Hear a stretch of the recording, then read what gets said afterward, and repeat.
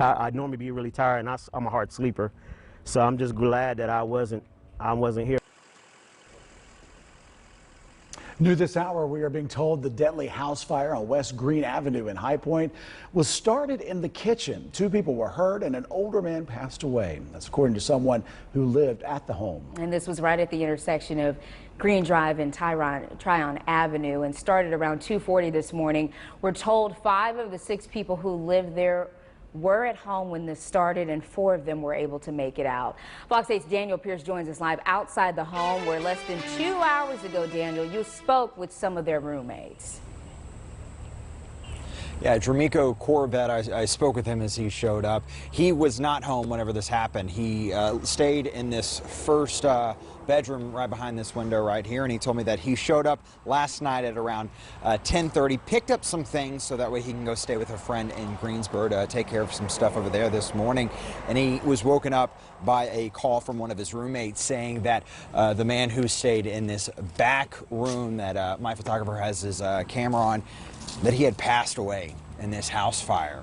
His roommates also say that they just had about a few seconds to get out of the house before the flames just completely consumed it. As you can see here, the smoke alarms is what woke them up to let them know, hey, you need to get out of the house. And where a lot of the damage that we have seen has been in just the front part of the home. The front door, just from what we have been able to tell from our vantage point, was blocked. That forced one person to jump from out of the top floor window just to get to safety. And then I was told that a woman who ran down the stairs, she was able to get through the door, but the fire caught her hair, I should say, caught on fire. She had to be treated by EMS from the partially charred remains of what was left of her hair. And it took about 25 High Point firefighters around 15 minutes to put out this fire. And at one point, that is whenever the man in the back room had passed away, something which, as I was talking with Mr. Corbett, you could tell that he was still trying to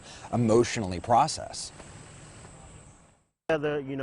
Material stuff can be replaced, but lives cannot.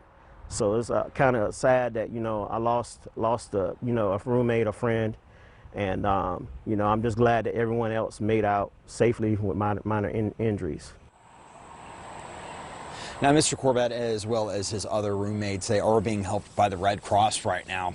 High Point crime scene investigators, as well as the State Bureau of Investigators, are investigating this case, as well as High Point fire investigators.